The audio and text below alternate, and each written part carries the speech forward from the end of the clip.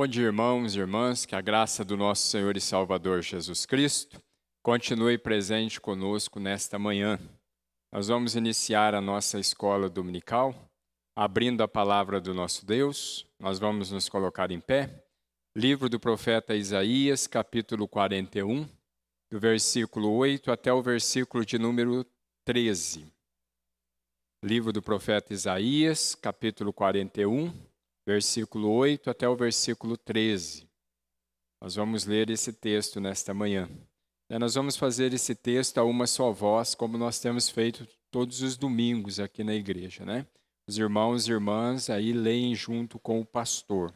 Isaías, capítulo 41, versículo 8 até o versículo 13, nos diz assim: Mas tu, ó Israel, servo meu, tu, Jacó, a quem elegi, descendente de Abraão, meu amigo, tu a quem tomei das extremidades da terra e chamei dos seus cantos mais remotos, e a quem disse: Tu és o meu servo, eu te escolhi, não te rejeitei. Não temas, porque eu sou contigo, não te assombres, porque eu sou o teu Deus. Eu te fortaleço e te ajudo, e te sustento com a minha destra fiel. Eis que envergonhados e confundidos serão todos os que estão indignados contra ti. Serão reduzidos a nada, e os que contendem contigo perecerão. Aos que pelejam contra ti, buscá-los-ás, porém não os acharás. Serão reduzidos a nada, e coisa de nenhum valor, os que fazem guerra contra ti. Porque eu, o Senhor, teu Deus, te tomo pela tua mão direita e te digo: não temas, que eu te ajudo. Esse Deus, irmãos e irmãs, que diz isso para nós todas as manhãs, porque eu, o Senhor teu Deus, te tomo pela tua mão direita e te digo: não temas, eu te ajudo. Nós vamos curvar as nossas cabeças, nós vamos orar ao Senhor nesse momento.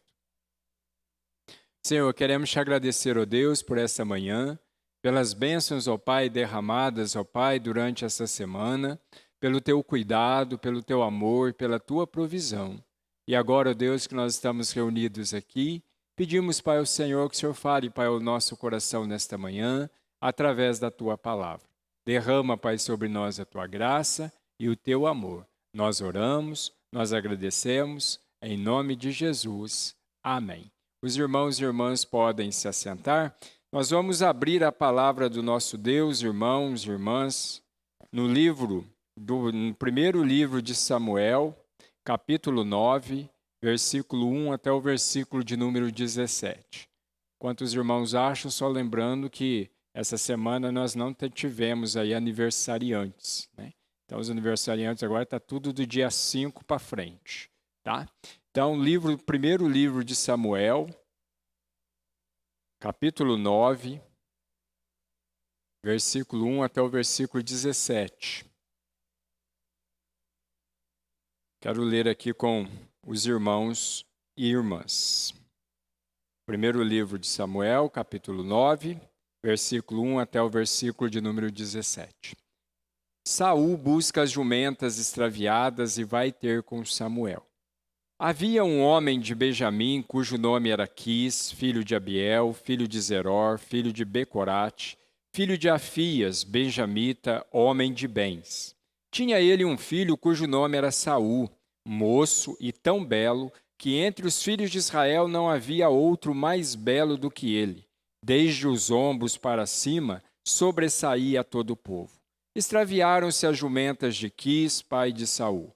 Disse Quis a Saul, seu filho: Toma agora contigo um dos moços, dispõe-te e vai procurar as jumentas. Então, atravessando a região montanhosa de Efraim e a terra de Salisa, não as acharam. Depois, passaram a terra de Salim, porém elas não estavam ali. Passaram ainda a terra de Benjamim, todavia não as acharam. Vindo eles então à terra de Zuf, Saul disse para o seu moço com quem ele ia: Vem e voltemos. Não suceda que meu pai deixe de preocupar-se com as jumentas e se aflinja por causa de nós. Porém, ele lhe disse: Nessa cidade há um homem de Deus e muito estimado. Tudo quanto ele diz sucede. Vamos-nos agora lá. Mostrar-nos-á, porventura, o caminho que devemos seguir. Então Saul disse a seu moço, eis, porém, se lá formos, que levaremos então aquele homem? Porque o pão de nossos alforjes se acabou, e presente não temos que levar ao homem de Deus. Que temos? O moço tornou a responder a Saul e disse: Eis que tenho ainda nas mãos 1/4 de ciclo de prata, o qual darei ao homem de Deus para que nos mostre o caminho. Antigamente, em Israel, indo alguém consultar a Deus, dizia: Vinde, vamos ter com o vidente, porque ao profeta de hoje, antigamente se chamava vidente. Então disse Saul ao moço: Dizes bem, anda, pois, vamos. Foram à cidade onde estava o homem de Deus.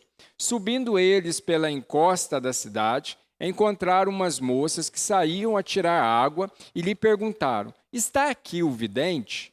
Elas responderam: Está, eis o tens diante de ti. Apressa-te, porque hoje veio à cidade, porquanto o povo favorece hoje sacrifício no altar. Entrando-vos na cidade, logo achareis, antes que suba ao alto para comer, porque o povo não comerá enquanto ele não chegar, porque ele tem de abençoar o sacrifício. Só depois comem os convidados. Subi, pois, agora, que hoje o achareis. Subiram, pois, à cidade. Ao entrarem, eis que Samuel lhe saiu ao encontro para subir ao alto. Ora, o Senhor, um dia antes de Saul chegar, o revelara a Samuel, dizendo: Amanhã, a estas horas, te enviarei um homem da terra de Benjamim, o qual ungirás por príncipe sobre o meu povo de Israel, e ele livrará o meu povo das mãos dos filisteus, porque atendei para o meu povo, pois o seu clamor chegou a mim. Quando Samuel viu Saul, o Senhor lhe disse: Eis o homem de quem eu já falara. Este dominará sobre o meu povo. Que Deus possa nos abençoar e falar ao nosso coração nesta manhã. Irmãos, o tema da nossa lição hoje é Saul, manobras erradas nas estradas da vida. É interessante quando nós notamos algumas coisas, e principalmente quando nós falamos a respeito da nossa vida. A nossa vida, ela tem tudo para dar certo. Todos nós temos tudo para dar certo. Mas o dar certo vai depender de como você vai dirigir a sua vida por essas estradas. Para a sua vida dar certo, vai depender como você vai manobrar a sua vida durante as estradas da vida, poderíamos dizer assim. O texto que nós acabamos de ler é um texto que nos mostra sobre o primeiro rei de Israel, Saul. É o rei de Israel, é o primeiro. Se bem que uma coisa muito importante da gente notar é que Deus nunca ungiu rei sobre Israel. É interessante quando você olha, por exemplo, para o versículo de número 16. Diz assim: Amanhã, a estas horas, te enviarei um homem da terra de Benjamim, o qual ungirás por príncipe. Quando Samuel vai ungir Davi, a expressão é a mesma. Quem unge, quem chama de rei é o povo. Mas tanto Saul como Davi sempre foram príncipes. Por quê? Porque o rei de Israel é o próprio Deus. O sistema de Israel é teocrático. Deus é quem governa, Deus é quem direciona, Deus é o rei de Israel. E aqui então nós temos Saul, que vai ser ungido príncipe, mas para o povo é chamado de rei.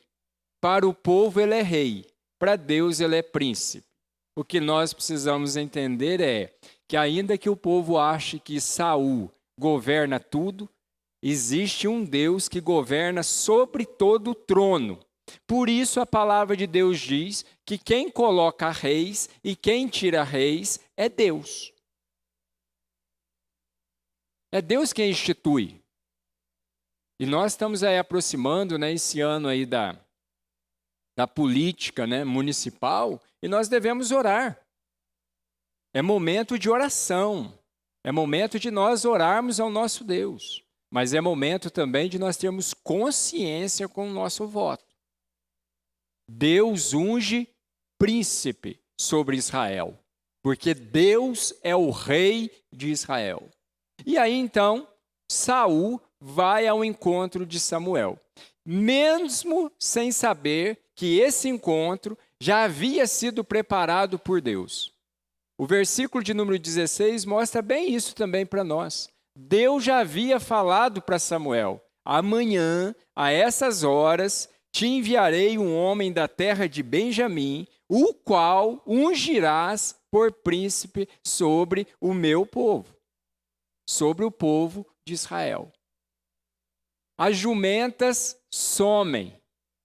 O pai de Saul chama ele, fala para ele escolher um servo e ir atrás das jumentas. É interessante que até agora as jumentas não apareceram. E a perca dessas jumentas levam Saul diante do profeta. Por isso, uma lição preciosa para nós aqui, que nós não podemos esquecer, irmãos e irmãs. Todas as coisas cooperam para o bem daqueles que amam a Deus e que são chamados segundo o seu propósito. A nossa vida ela não está no ocaso, Ela não está solta, ela não está à deriva. A nossa vida é conduzida por Deus. Deus dirige todos os nossos passos. Deus dirige todos os nossos caminhos. E os caminhos de Deus são sobremodo excelentes. O grande problema é que muitas vezes nós queremos fazer as nossas escolhas. Muitas vezes nós não ouvimos a Deus. Muitas vezes nós queremos decidir de acordo com a nossa vontade. Essa vontade que não é boa, essa vontade que não é perfeita, essa vontade que não é agradável. Mas a vontade de Deus ela é boa, perfeita e agradável. Provérbios também nos alerta, dizendo que há caminhos que para o homem parecem ser bom, mas no final são caminhos que nos conduzem para a morte. E é isso que nós vamos ver então, nessa manhã, à luz da vida de Saul. O texto que nós usamos como base é o capítulo 9, versículo 1 até o versículo 17, mas nós vamos trabalhar todos os capítulos que falam sobre a vida de Saul. Então, nós vamos até o capítulo 15 e assim por diante, ok? Então, vamos lá. Primeiramente, manobras erradas na estrada da vida. O que nós precisamos entender olhando para a vida de Saul? Irmãos, primeiramente, Saul era um homem que tinha tudo para ser uma bênção. Saul era um homem que tinha tudo para ser uma bênção. E nós vamos ver aqui algumas verdades sobre isso. E eu quero mostrar para os irmãos e irmãs nessa manhã. Primeiro, apresentação pessoal. É interessante quando você olha para o versículo 2 do capítulo 9, diz assim, então o Quis, filho de Abiel, tinha um filho cujo nome era Saul, moço e tão belo que entre os filhos de Israel não havia outro mais belo do que ele. E outra coisa, desde os ombros para cima sobressaía todo o povo. Irmão, Saul era alguém que tinha apresentação pessoal. Ele era moço, tinha saúde, tinha vigor, tinha força, tinha disposição e, além disso tudo, ele era o mais belo de Israel. Era um jovem bem aceito, que tinha excelentes, né, como a gente diz, né? Os mais velhos falavam isso. Tem excelentes predicados. Para quem é professor de português e para quem entende português, sabe o que significa predicado. Saul tinha bastante predicados, como nós podemos entender. Ou seja, ele tinha predicados físicos e também ele tinha fortes qualidades morais. O que o texto nos mostra que era um filho obediente, o que o texto nos mostra que era um homem, um filho trabalhador, o que nos mostra também que era um filho que não desistia tão fácil das coisas. Tanto que quando ele não encontra as jumentas no primeiro lugar, ele não desiste, ele continua. Então, quando nós olhamos para Saul, um homem que tinha tudo para ser uma bênção, a primeira coisa, ele tinha apresentação pessoal. Ele era bonito, ele era moço, ele era forte. E uma outra coisa bem interessante, né? Ele, do ombro para cima, ele sobressaía qualquer homem de Israel. Pense, irmãos, o homem era bonito, tinha apresentação pessoal. Uma outra coisa, condição pessoal. O versículo 1 mostra isso para nós. Saul era uma pessoa de condição. Veja o versículo 1. Havia um homem de Benjamim, cujo nome era Quis, filho de Abiel, filho de Zeró, filho de Becorate, filho de Afias, benjamita, homem de bens. Saul tinha condição pessoal, irmãos. Seu pai era um homem de bens. Ele tinha estabilidade financeira. Ele era um homem com um futuro promissor. Nós poderíamos dizer, né? Juntando as duas, ele era bonito e rico. Bonito e rico. Mas, além disso, ele tinha uma outra coisa. Ele tinha também privilégios. Ele era privilegiado, ele foi alguém privilegiado.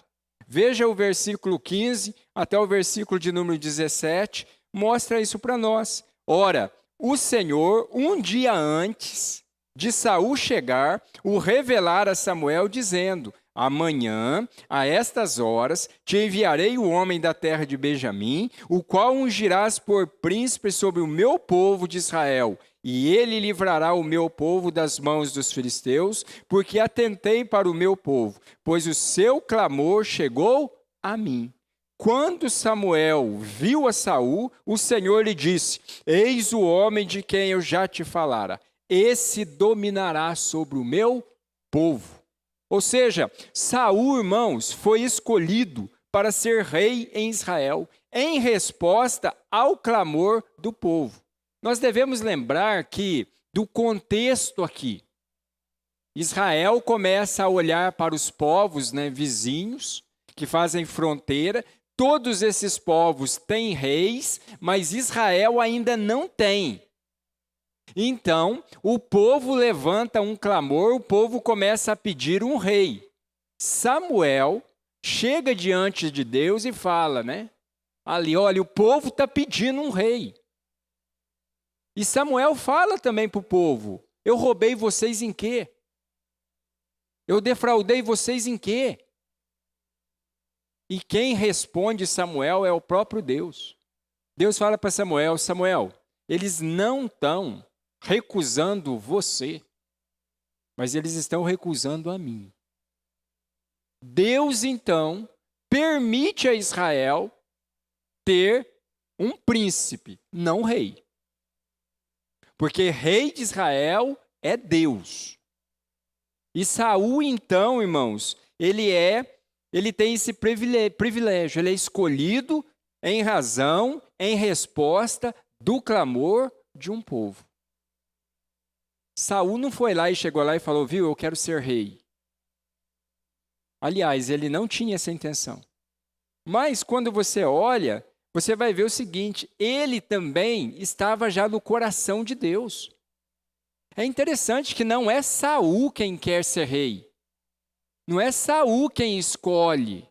Mas quem escolhe, quem chama Saul é Deus. E Deus já fala para Samuel um dia antes. E quando Saul chega, Deus fala novamente para Samuel: eis aí o homem. É esse aí, ó. É esse que você vai ungir sobre rei, como príncipe sobre o meu povo. Então, irmãos, Saul era um homem de privilégio. Outra coisa, ele foi ungido. Ele se tornou rei. Que beleza, né? Você sai para procurar jumentas e volta como rei sobre Israel. Quem de nós sonha com um negócio desse? Quem de nós pensa num negócio desse? Um homem de privilégio. Hoje, irmãos, a gente poderia comparar, né? Você está numa multinacional e você vai para o serviço, para um dia normal de trabalho, chega lá, o dono te chama e fala o seguinte: olha, eu estou passando para você a administração geral de tudo, inclusive o salário, você escolhe. Pensa. Eu saí para procurar umas jumentas e volto para casa como rei. Um homem de privilégio. Mas também ele tinha caráter. Veja o versículo 5. O versículo 5 do capítulo 9 mostra isso. Vindo eles então à terra de Zuf, Saul disse para o seu moço: com quem ele ia? Vem e voltemos, e não suceda que meu pai deixe de preocupar-se com as jumentas e se aflinja por causa de nós. Irmãos, ele tinha caráter. Ele preocupava com o pai. Ele preocupava com a sua família. Ele era alguém que não queria gerar uma preocupação demasiada para o seu pai. E olha que o pai dele sabia para onde que ele tinha ido. Mas o pai dele não sabia onde ele estava. É a mesma circunstância que a gente vive hoje. Tem muitos filhos que saem, o pai e a mãe sabem que saíram, mas aí pergunta onde está? A resposta é: só Deus sabe. E tem filho e tem filha que não faz questão nenhuma de avisar os pais aonde estão. Saul é diferente. Saul tem essa preocupação. Saul tem a preocupação de voltar para casa, de não gerar preocupações nos seus pais, na sua família. Saul tem a preocupação de não colocar a vida dos outros em risco por causa dele. Porque se ele começa a demorar muito, o que o pai faz? Chama mais servo e vamos atrás. Há um desencontro. E nesse desencontro, às vezes poderiam ser assaltados, às vezes poderiam sofrer um acidente, às vezes vidas poderiam ser tiradas por causa de não avisar. O que nós vemos muito hoje.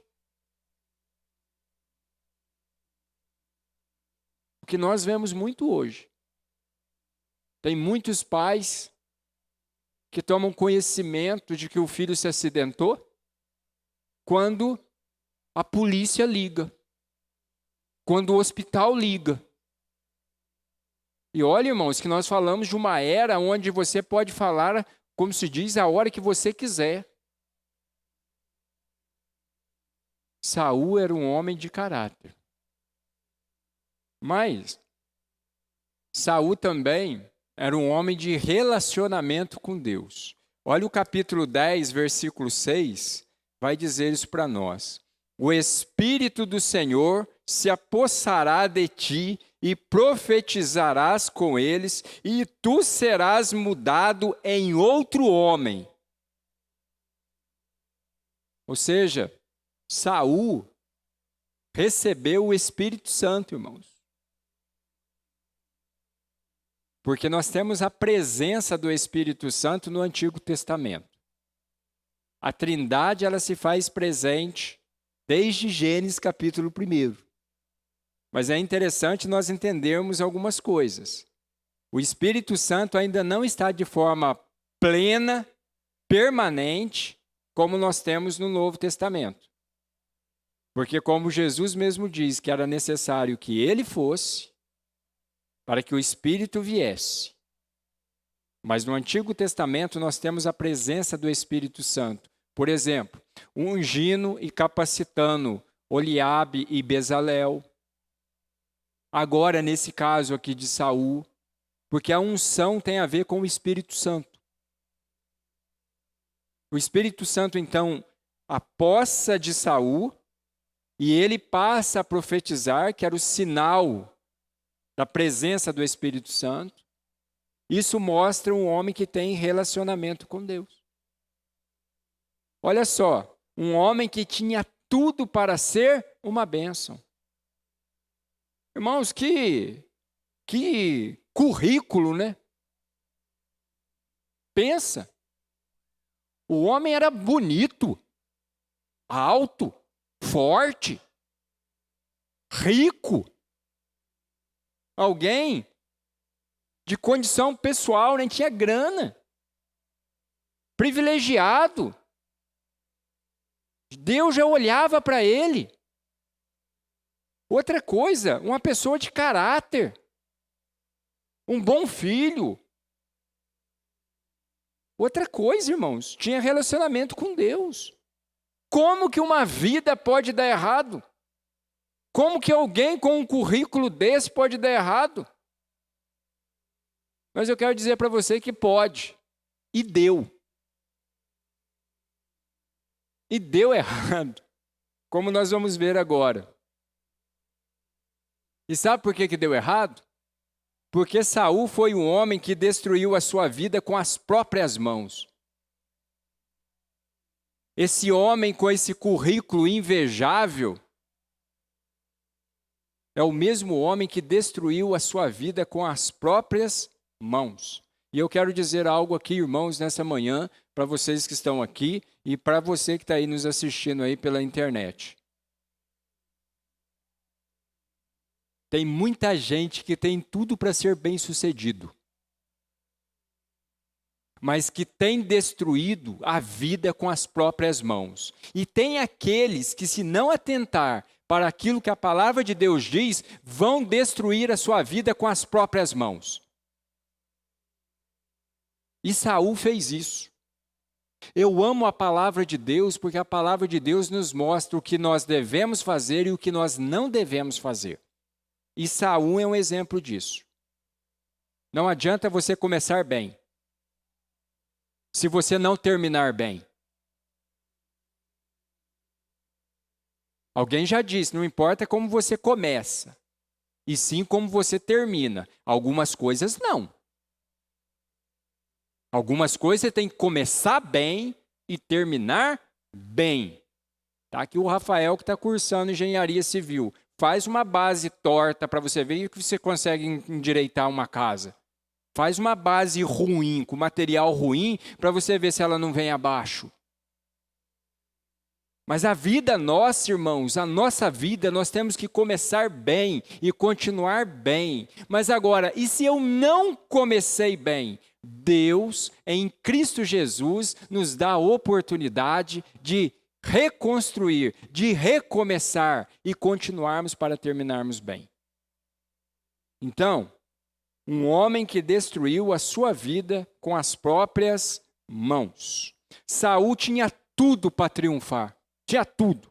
Tinha a unção de Deus, o apoio do povo, Deus era com ele, era líder, tinha carisma, mas terminou, irmãos, transformou a sua vida numa tragédia.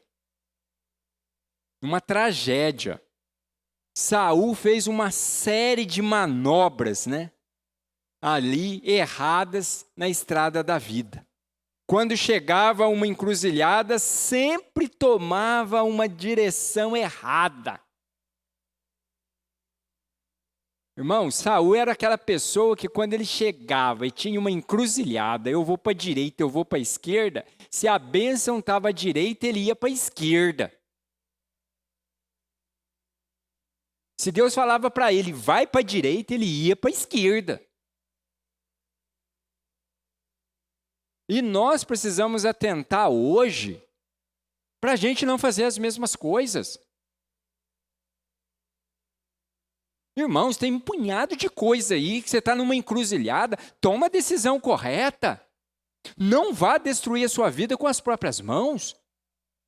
A palavra de Deus mostra para nós o que nós devemos fazer, o que é certo, o que é errado. Às vezes nós oramos e Deus não fala nada, a pessoa pega e fala assim, Deus não está nem aí. Está sim, e Ele já respondeu para você. Ele mandou você sair? Não, então você fica quieto. Ele mandou você fechar esse negócio? Não, então você fica quieto. Ele mandou você namorar essa pessoa? Não, então você não namora. Mandou você casar com essa pessoa? Não, então não casa. Mandou você comprar essa casa? Não, então fica quieto. Mandou você comprar aquele carro, ainda que, como diz, né? Nossa, pastor, é um negócio. É um negócio, né, da China. É mesmo. Tem muito negócio da China aí que deu no que deu. Se Deus mandou, Deus falou para você? Não, pastor, Deus não falou. Mas, pastor, o senhor sabe como que é, como que Deus fala? Ele fala de forma clara para a gente. O silêncio de Deus é um sinal para a gente não fazer. Mas tem muita gente que acha que vai fazer. E aí toma as decisões erradas. Escolhe o caminho errado. Olha só para os irmãos verem, né? Quais foram as manobras erradas de Saul? Primeira manobra errada de Saul, impaciência. Capítulo 10, versículo 8, diz assim, ó. Tu, porém, descerás adiante de mim a Gilgal, e eis que eu descerei a ti para sacrificar o holocausto e para apresentar ofertas pacíficas. 7 dias esperarás, até que eu venha ter contigo e te declare o que hás de fazer. Samuel unge Saul, rei de Israel, e aí então Samuel fala para ele, olha, fica lá em Gilgal, eu vou descer até você e você vai esperar 7 dias. No 7º dia, eu vou lá e vou falar para você o que você deve fazer. Versículo 13 agora do capítulo 10. Ou melhor, capítulo 13, versículo 8. Olha só o que diz o versículo 8. Esperou Saul 7 dias, segundo o prazo determinado por Samuel. Não vindo, porém, Samuel a Gilgal, o povo foi se espalhando dali. Então, a guerra está acontecendo. O Samuel falou, olha, no 7º dia eu vou estar com você. Deu o 7º dia e cadê o Samuel? O Samuel não aparece. E o povo começa a dispersar. O povo começa a ir embora. O que Saul faz? O que muitos crentes fazem. Por causa da impaciência, fazem aquilo que não é para fazer. Tomam decisões que não é para tomar. Por isso, as melhores decisões são tomadas. Não quando você está com a cabeça quente e nem quando você está feliz demais. As decisões mais importantes da nossa vida, nós não tomamos com a cabeça quente e nem quando nós estamos felizes demais. O que Saul faz? Por causa da impaciência. Então, versículo 9. Então disse Saul, trazei-me aqui o holocausto e ofertas pacíficas. E ofereceu holocausto. Saul, irmãos, é rei, não é profeta, não é sacerdote, não é atribuição dele. Por isso nós precisamos aprender que nós somos chamados para fazer aquilo que é para nós fazermos. Toma cuidado para você não ficar fazendo aquilo que Deus não chamou você para fazer. Dar palpite na área do outro é fácil demais, né, irmãos?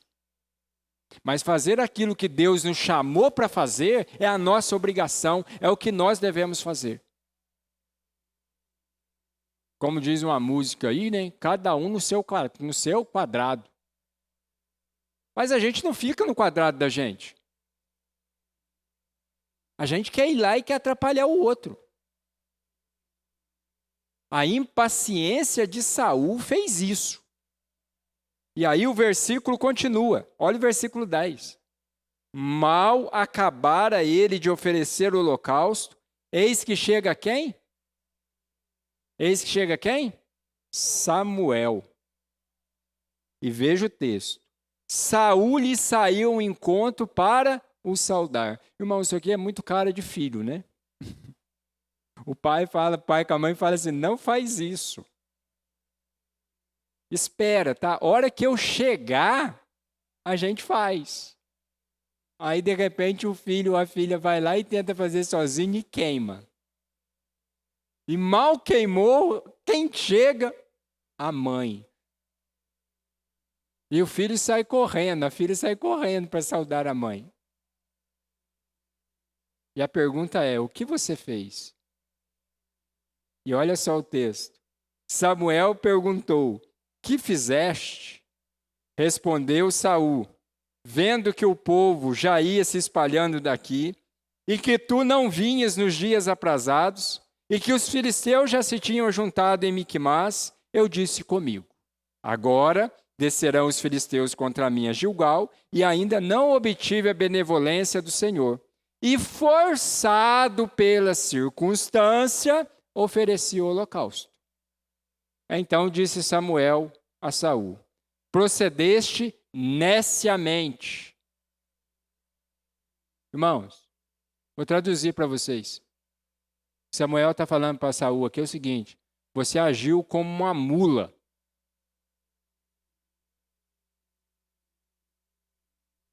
Você agiu como um burro.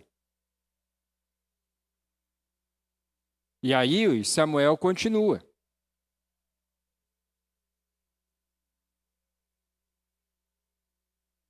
Em não guardar o mandamento que o Senhor teu Deus te ordenou, pois teria agora o Senhor confirmado o teu reino sobre Israel para sempre. Olha só, pela impaciência. Já agora, versículo 14, não subsistirá o teu reino. O Senhor buscou para si um homem que lhe agrada, e já lhe ordenou que seja príncipe sobre o seu povo, porquanto não guardaste o que o Senhor te ordenou. A impaciência de Saul o levou a desobedecer a ordem de Deus. A impaciência de Saul o levou a tirar o reino, o trono, das mãos dele e dos filhos dele. Ou seja, irmãos, a impaciência não prejudica só você. A sua impaciência muitas vezes vai prejudicar você e toda a sua família. E também os seus futuros filhos. Por isso que eu falo para você, às vezes a pessoa está lá, né? Estou lá com 35 anos, né? Aí a pessoa fala, principalmente vocês, irmãs, tá ficando para titia, tá ficando para titia, não vai casar mais, não vai casar mais, não vai casar mais. E aí, como se diz, cai nesse desespero, nessa impaciência e começa nessa busca desenfreada. E aí, como se diz, irmãs, começa a namorar o primeiro que aparece.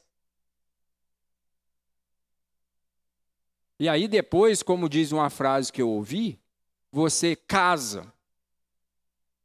E aí o ditado diz assim, né? Antes só do que mal acompanhado. Aí a pessoa disse assim, pastor, esse ditado a gente pode acrescentar. Eu falei, porque quando a pessoa é impaciente, ela está sozinha, porque ela vai continuar só, ela vai continuar encalhada e agora sem poder sair. e mal acompanhada. Irmãs, espere o tempo de Deus.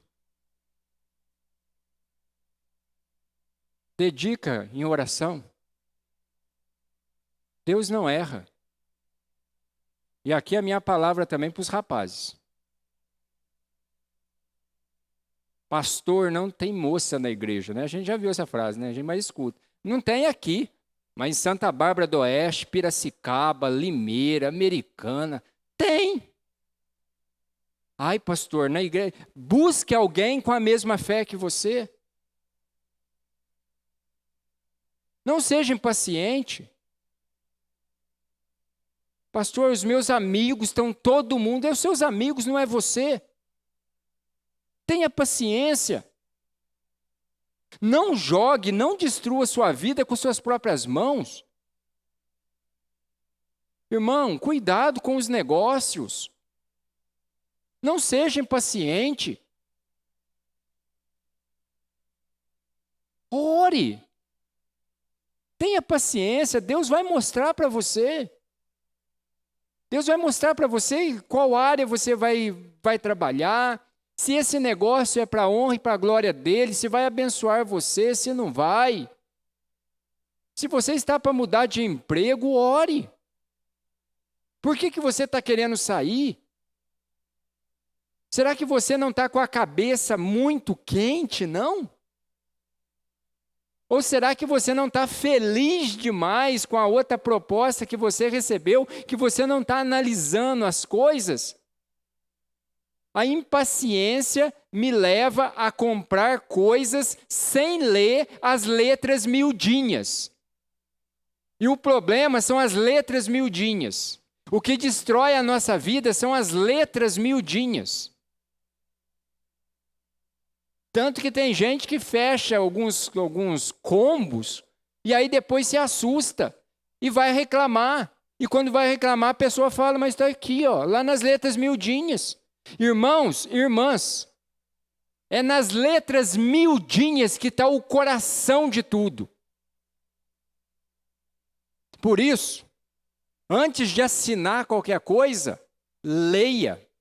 Se possível, releia. Se tiver alguma dúvida, busque ajuda com alguém que entenda. Não vá só assinando, não.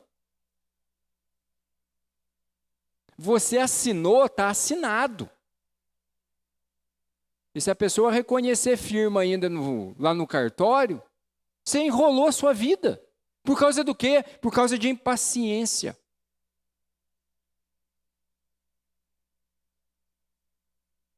Tenha paciência. Não seja como Saul. Não faça aquilo que não é para você fazer. Não destrua sua vida com as suas próprias mãos. O tempo de Deus não é o nosso tempo, mas o tempo de Deus é o melhor tempo para a nossa vida. O tempo de Deus não é o nosso tempo, mas o tempo de Deus é o melhor para a nossa vida. Por isso, tenha paciência. Cuidado com quem você ouve.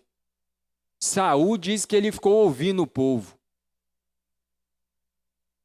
Já vi muitos jovens estragar a vida por ficar ouvindo amigos e amigas. Vai, não tem nada a ver, nem isso, não tem o quê, tá?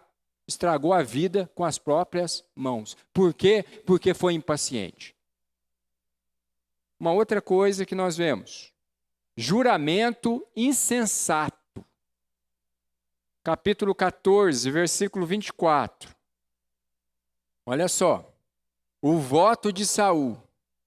Estavam os homens de Israel angustiados naquele dia, porquanto Saul conjurara o povo, dizendo: maldito o homem que comer pão antes de anoitecer, para que me vingue o sangue de meus inimigos. Pelo que todo o povo se absteve de provar pão.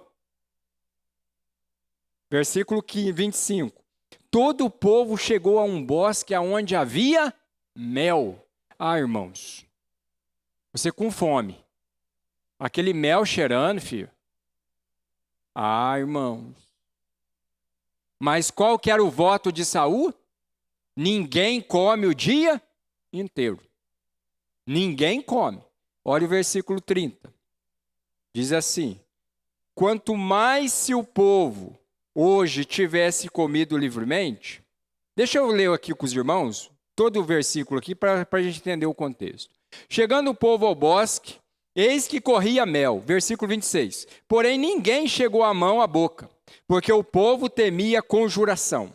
Jonatas, porém, não tinha ouvido quando seu pai, Saul, conjurara o povo, e estendeu a ponta da vara que tinha na mão e a molhou no favo de mel. E levando a mão à boca, tornaram a brilhar os seus olhos. Versículo 28. Então respondeu um do povo: teu pai conjurou solenemente o povo e disse: maldito o homem que hoje comer pão. Estava exausto o povo. Então disse Jonatas: meu pai turbou a terra. Ora, vede como brilham os meus olhos por ter eu provado um pouco de mel. Quanto mais se o povo hoje tivesse comido livremente, do que encontrou do despojo dos seus inimigos. Porém, desta vez, não foi tão grande a derrota dos filisteus. Quem fez o voto? Saul. Quem comeu? O filho de Saul. Versículo 39. Porque tão certo como vive o Senhor que salva Israel, ainda que com meu filho Jonatas esteja a culpa, seja morto. Porém, nenhum de todo o povo lhe respondeu. Saul estava disposto a matar o próprio filho. Por causa do quê?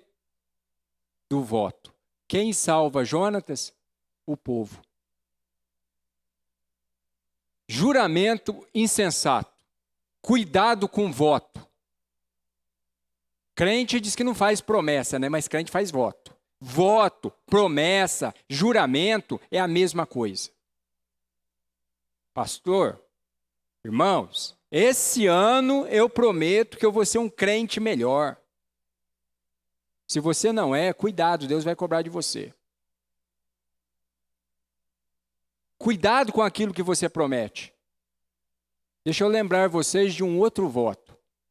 Esse aqui, o povo salvou Jonatas. Lembra de Jefté? Jefté tem vitória e diz assim perante o povo: ao primeiro que sair da minha casa, eu vou sacrificar o Senhor. Detalhe, o primeiro a sair da casa de Jefté não foi nenhum servo dele, foi a filha dele. E o pai matou a própria filha por causa do voto que fez. Você, meu irmão e minha irmã, cuidado com esses votos que você faz. Cuidado com aquilo que você promete para Deus. Deus não nos obriga a fazer voto nenhum.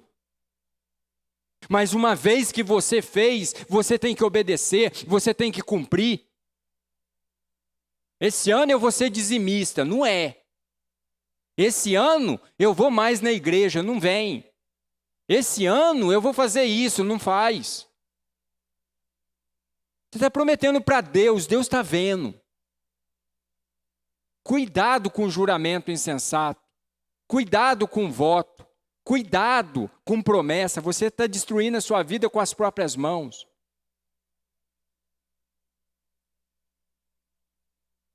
Eu lembro de um irmão contar que o irmão chegou e falou assim, né, para os irmãos orarem para Deus dar um carro para eles.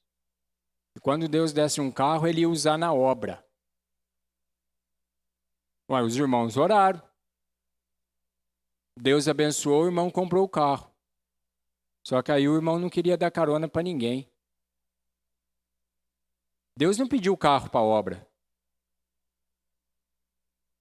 Então, seja pelo menos honesto, seja transparente, seja verdadeiro diante de Deus e fale: Senhor, eu preciso de um carro. Eu e a minha família precisamos. Nós vamos trabalhar, nós vamos fazer. Agora não fica fazendo promessa para Deus, não, irmãos. Se o Senhor me der um carro, eu vou levar os irmãos. Depois você não leva. Por isso tem muito carro que não sai do mecânico. Deus é justo. Ele está ouvindo o seu voto. E Ele mesmo diz para nós na palavra dele, não prometam. Mas se prometeu, tem que cumprir. Outra coisa aqui que nós vemos. Obediência parcial. Saul obedecia em parte. Veja o capítulo 15, versículo 3. Vai, pois, agora e fere Amaleque, destrói totalmente a tudo o que tiver, e nada lhe poupes. Porém, matarás homem, mulher, menino e criança, de peito, bois, ovelhas, camelos e jumento. Irmãos, versículo 5. Chegando, pois, Saul à cidade de Amaleque, pôs emboscadas no vale, e disse aos queneus, ide-vos, retirai-vos e saí do meio dos amalequitas, para que eu não vos destrua juntamente com eles. Porque usaste de misericórdia para com os filhos de Israel, quando subiram do Egito. Assim os queneus se retiraram do meio dos amalequitas. Então feriu Saul os amalequitas, desde Avilá até chegar a Sur, que está defronte do Egito. Tomou vivo Agag, rei dos amalequitas, porém a todo o povo destruiu ao fio da espada. Não era para poupar o rei. Saul poupou. E é interessante quando você olha para o versículo 10, você vai ver, então veio a palavra do Senhor dizendo a Samuel, arrependo-me de haver constituído Saul rei, porquanto deixou de me seguir e não executou as minhas palavras. Então Samuel se contristou e toda a noite clamou ao Senhor. Madrugou Samuel para encontrar Saul pela manhã e anunciou-se aquele. Já chegou Saul ao Carmelo e eis que levantou para si um monumento e dando volta passou e desceu a Gilgal. Deus fala para Samuel, me arrependi. Mas lógico que Deus não se arrepende, né, irmãos? Isso aqui é só para a gente entender é para a gente entender a situação quando Deus olha para Saul. Saul era alguém que obedecia parcial. E quantos crentes hoje obedecem parcialmente? Quantos crentes? Quantas pessoas você não conhece que faz aquilo quando compensa para ela? Que vai beneficiar ela, mas quando é para o bem do outro, quando é em prol dos outros, ele começa, como se diz, a questionar. É alguém que só pensa em si próprio. É alguém egoísta. É alguém que não pensa no bem do próximo. É alguém que diz que ama a Deus sobre todas as coisas, mas ama a si mesmo mais do que Deus. Saul é esse tipo de pessoa. Eu obedeço quando convém. Eu obedeço quando é para me beneficiar. Quarto passo que nós precisamos entender aqui.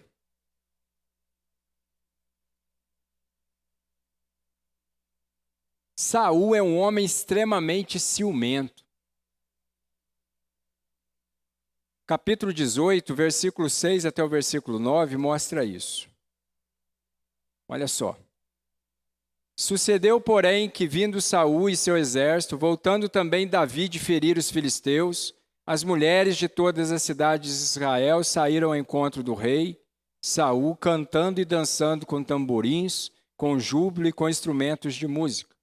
As mulheres se alegravam e cantando, alternadamente dizia, Saul matou os seus milhares, porém Davi os seus 10 milhares. Tá? 1 Samuel, capítulo 18, de 6 até 9. Então, versículo 8 agora. Então, Saul se indignou muito, pois estas palavras lhe desagradaram em extremo, e disse, 10 milhares deram elas a Davi, e a mim somente milhares? Na verdade, que lhe falta, senão o rei? Daquele dia em diante, Saul não via Davi com bons olhos. Ciúme. É interessante, irmãos, quando a gente fala de ciúme, né? Uma música aqui de Israel, famosa, passou a infernizar a vida de Saul. As mulheres, era comum as mulheres saírem dançando e cantando com os tamborins. Aí as mulheres vêm, e lá vem Saul, né, o rei, e Davi à sua direita, um pouco mais atrás, Jonatas ali, eu não sei se Davi estava à direita ou à esquerda, mas Jonatas também. As mulheres começam a cantar: Saul matou os seus milhares, mas Davi os seus 10 milhares. Irmãos, aquilo gerou uma doença. É triste que a gente tenha isso na igreja.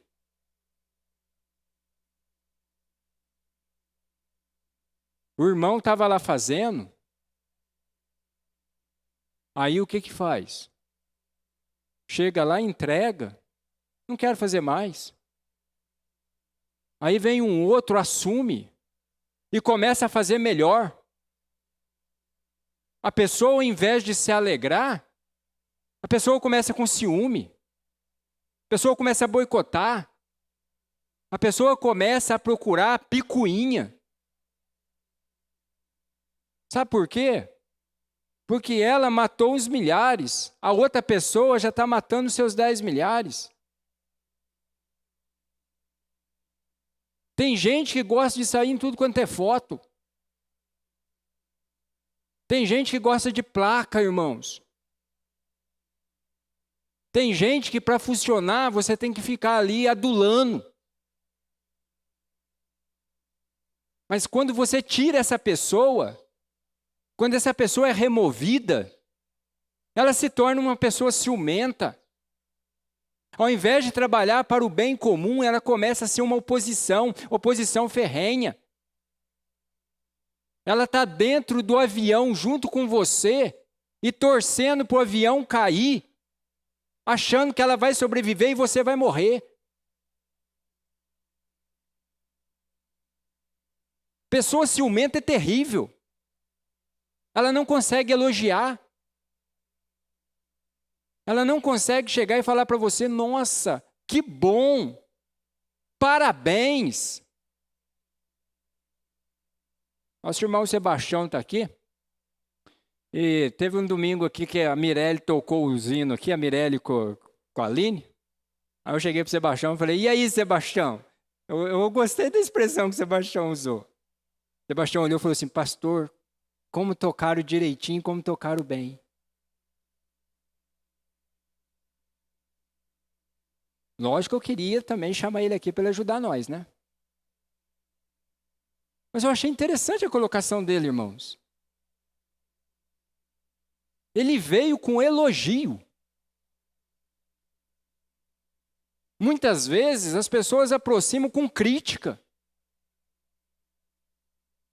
E o que está por detrás dessa crítica não é construir, mas é destruir. Porque está com ciúme. Porque está com inveja. Porque quem que tinha que ser cantado que matou os seus 10 milhares era Saul.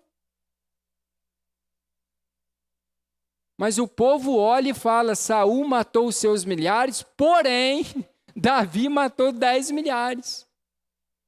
E aí, irmãos, acabou a amizade. Saul já não via Davi com bons olhos. Se você continuar a leitura do texto, você vai ver que ele vai procurar matar Davi. Quer destruir sua vida com as próprias mãos? Seja impaciente. Fique fazendo juramento, promessa, voto insensato. E não cumpra para você ver. Obedeça parcialmente. Seja uma pessoa ciumenta. Tudo leva à destruição. Irmãos, eu aprendi uma coisa que não é fácil. Não é fácil.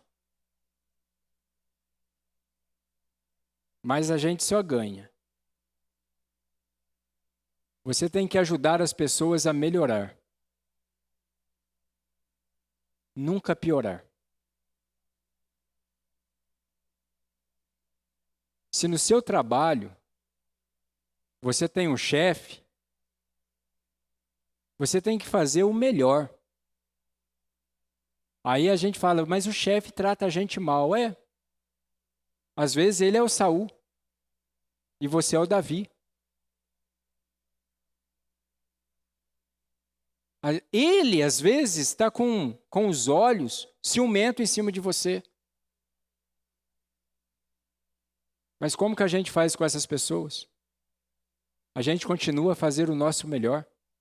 A gente continua a ser honesto. A gente continua a ser trabalhador. A gente continua a demonstrar o nosso caráter. Porque nós não fazemos para ele, nós fazemos para Deus.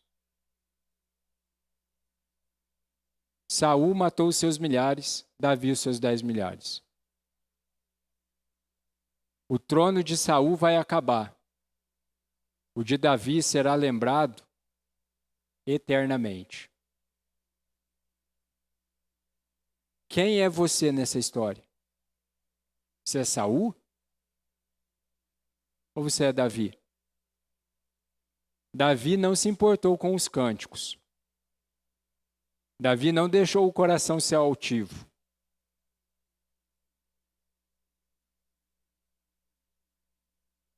Davi continuou a fazer o melhor. Um pastor que passou pela Igreja Presbiteriana de Cristina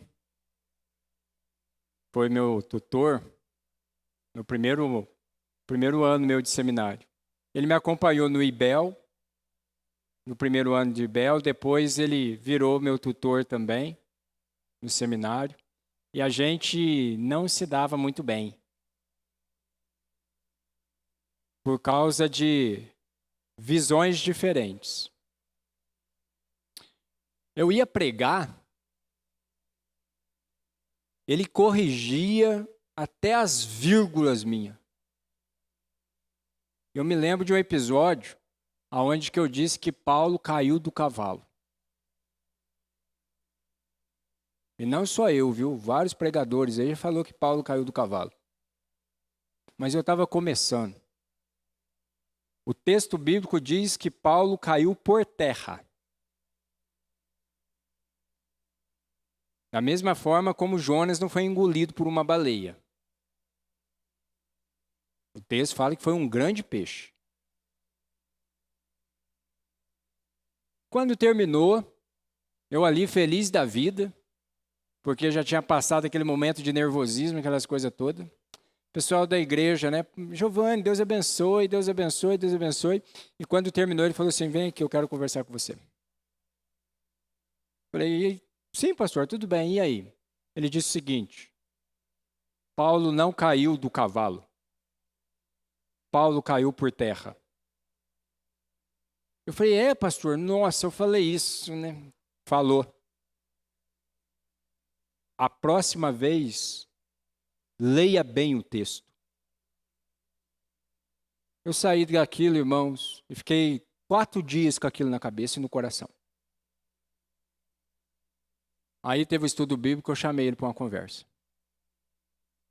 Chamei ele e falei, pastor, por que o senhor pega tanto no meu pé?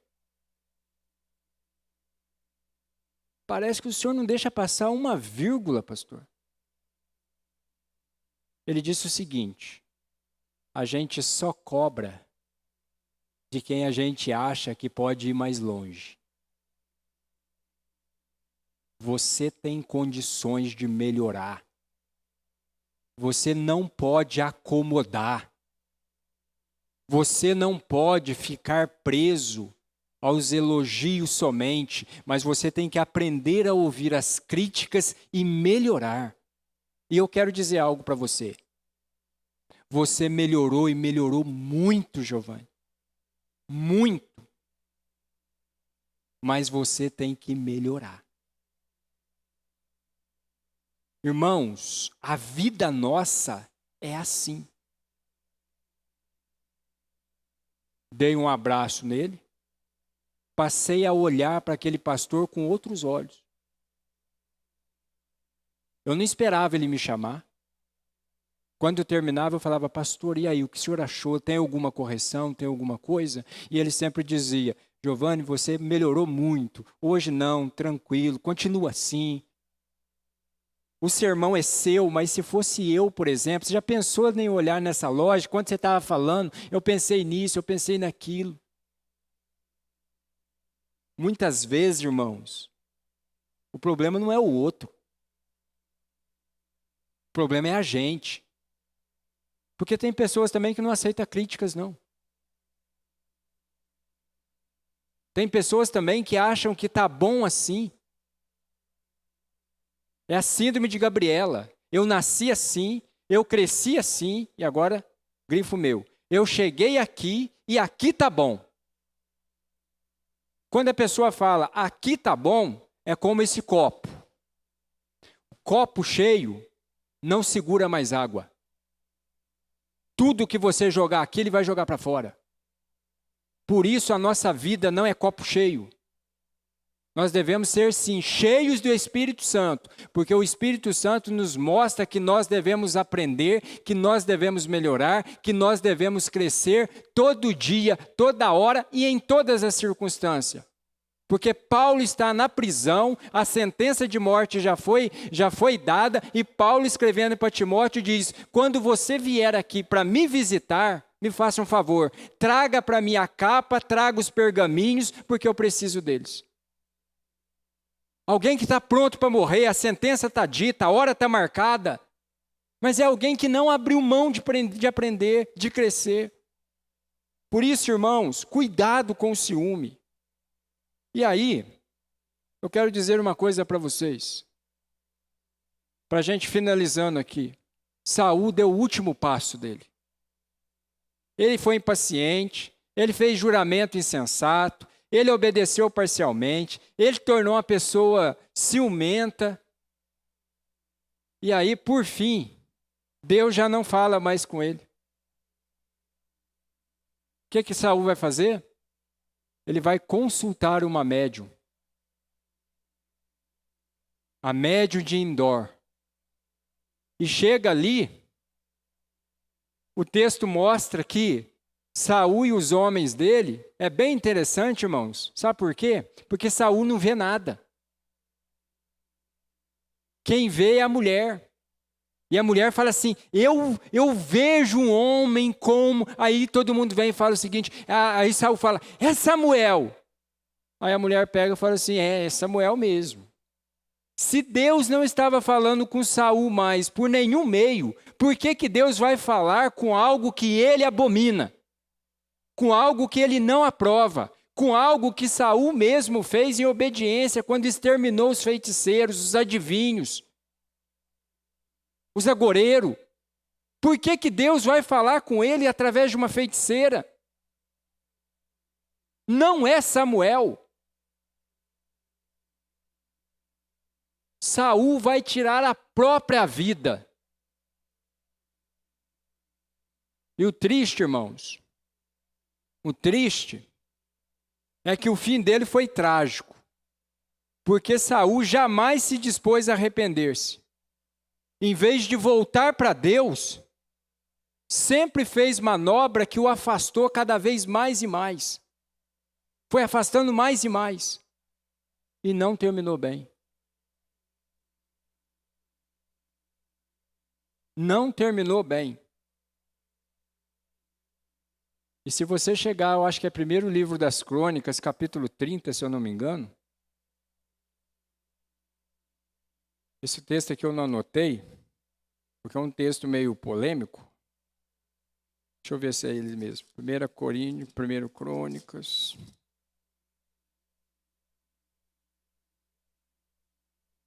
Não, irmãos, não é 1 Crônicas, não.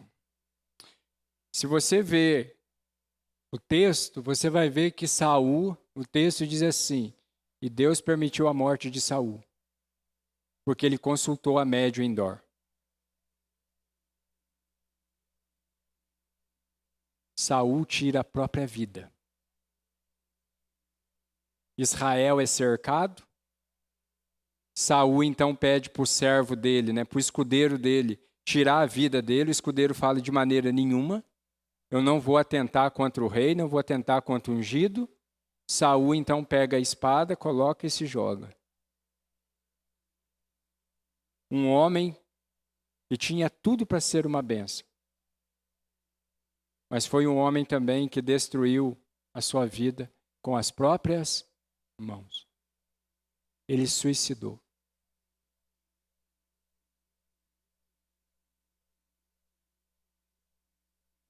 Era preferível, irmãos, ele ter ido para o combate, ele ter morrido com a espada na mão, mas atingido por outra espada, não com a própria mão.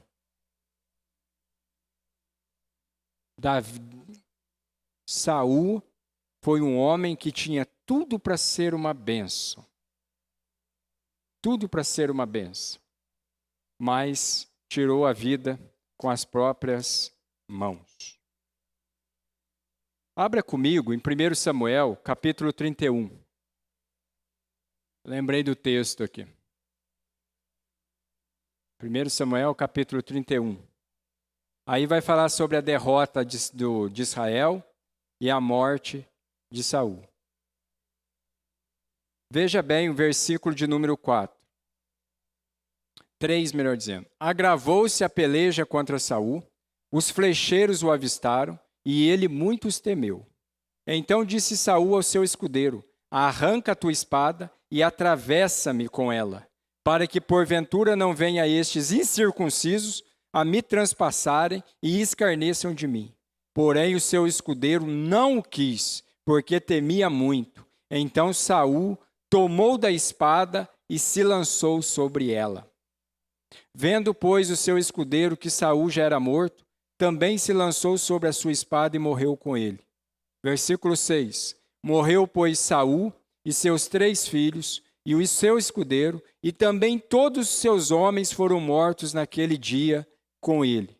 Vendo os homens de Israel que estavam deste lado do vale, e daquém do Jordão, que os homens de Israel fugiram e que Saul e seus filhos estavam mortos, desampararam as cidades e fugiram. E vieram os filisteus e habitaram nela. E habitaram nela. Muito triste, irmãos. Sucedeu, pois, que vindo os filisteus outro dia a despojar os mortos, acharam Saul e seus 3 filhos caídos no monte Gilboá. Cortaram a cabeça a Saul, o despojaram das suas armas, enviaram mensageiros pela terra dos filisteus, em redor, a levar as boas novas à casa dos seus ídolos e entre o povo. Puseram as armas de Saul no templo de Astarote, e o seu corpo afixaram no muro em Bet-Seã. Então, ouvindo isso, os moradores de Jabes de Gileade, o que os filisteus fizeram a Saul, todos os homens valentes se levantaram e caminharam toda a noite, e tiraram o corpo de Saul e os corpos de seus filhos do muro de Bet-Seã, e vindo a Jabes, os queimaram. Tomaram-lhe os ossos e sepultaram debaixo de um arvoredo em Jabes, e jejuaram 7 dias. O fim triste de um homem que tinha tudo para ser uma bênção. E aí eu quero concluir dizendo o seguinte para os irmãos. Algumas lições para a sua vida aqui. 3 lições importantes para a sua vida. Primeira lição: cuidado com as suas escolhas. Cuidado. Eu já disse isso e volto a repetir. Deus é tão bom, mas é tão bom, que Ele vai permitir que você semeie o que você quiser. Mas Deus, Ele é tão justo, mas é tão justo, que Ele vai permitir você escolher o que você semeou. Você colher, melhor dizendo, o que você semeou. Deus não é responsável por aquilo que você colhe. A palavra de Deus diz: o que o homem semear, isso o homem também ceifará. Lembre-se, cuidado com as suas escolhas. O coração do homem pode fazer planos, mas a resposta certa vem dos lábios do Senhor. Há caminhos que para o homem parece ser bom, mas no final são caminhos que nos conduzem para a morte. O segredo da vida está em obedecer a Deus e a sua palavra. Por isso, o Salmo 1, e eu estou pensando em pregar ele hoje à noite, o Salmo 1 nos diz assim: bem-aventurado o homem que não anda no conselho dos ímpios, não se detém no caminho dos pecadores, nem se assenta na roda dos escarnecedores. Antes o seu prazer está na lei do Senhor, e na sua lei ele medita de dia e de noite. E ele é como árvore, plantada junto à corrente das águas, que no devido tempo dá o seu fruto. Cuidado com as suas escolhas. A palavra de Deus está aqui. Ela nos ajuda. Como nós devemos escolher para o nosso bem e não para o nosso mal. Cuidado. Segundo, você é responsável pela sua vida. Você é responsável pela sua vida. Irmãos, nós vivemos um tempo onde que colocar a culpa no outro é fácil. Nós vivemos um tempo onde que ser responsável ficou coisa do passado. Você é responsável pela sua vida. Você é responsável pelas suas escolhas. Você é responsável pelo caminho que você vai trilhar. Você é responsável pela sua vida.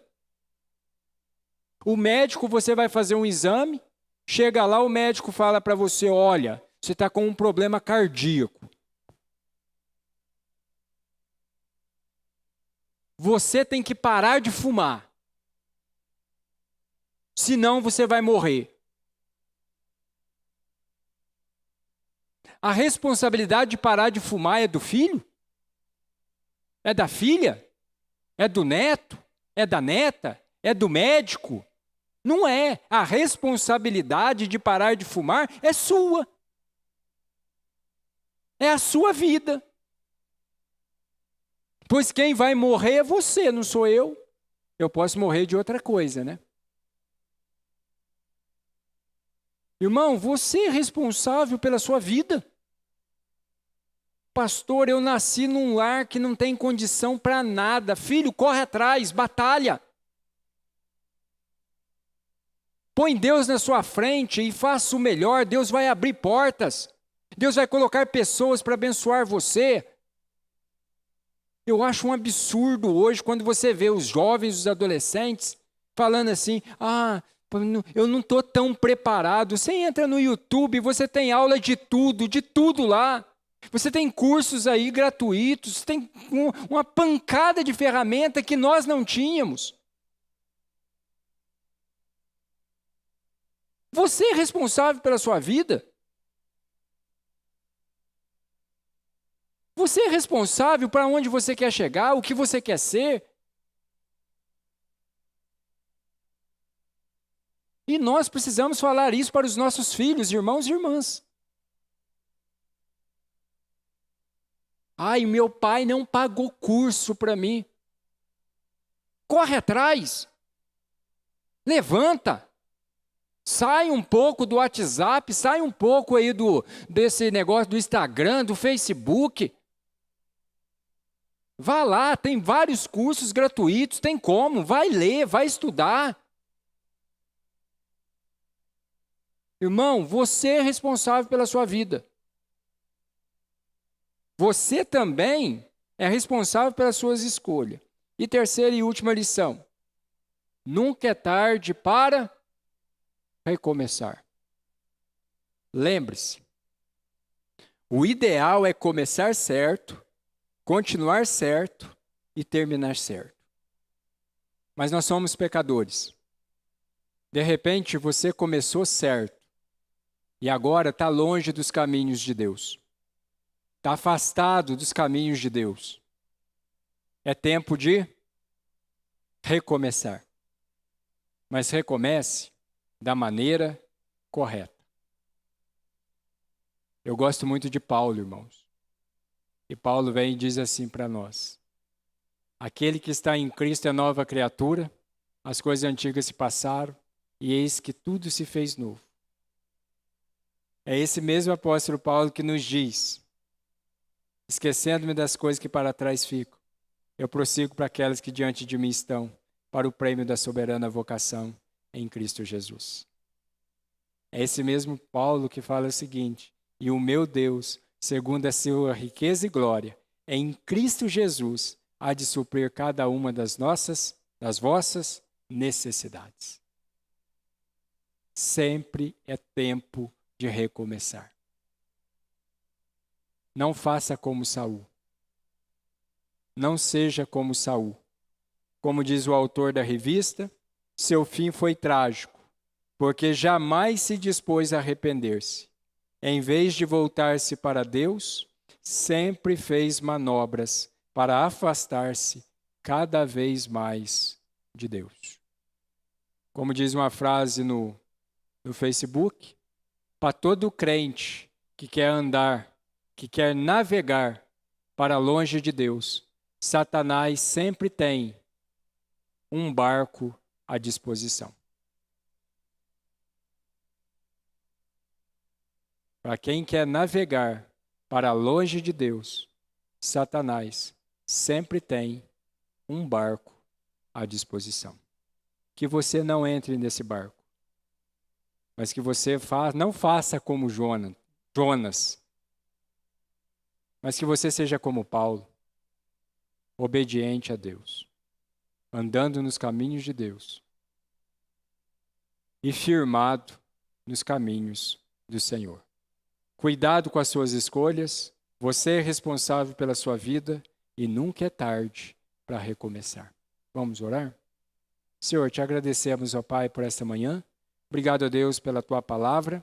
Obrigado a Deus porque o Senhor nos exorta, o Senhor nos alerta, mas o Senhor também nos mostra, Pai, que quando nós obedecemos o Senhor, nós somos felizes, nós somos bem-aventurados, nós somos contentes.